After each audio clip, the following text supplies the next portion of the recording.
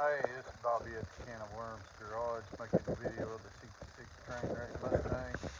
We got our little spot fixed here where we cut the tail panel and moved it out.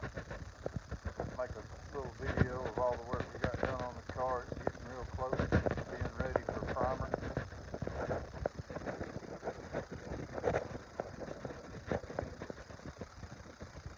Been working on it today.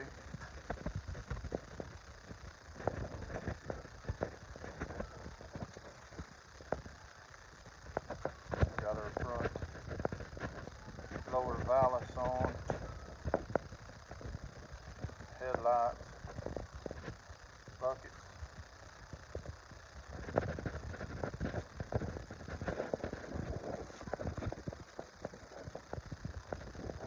Bike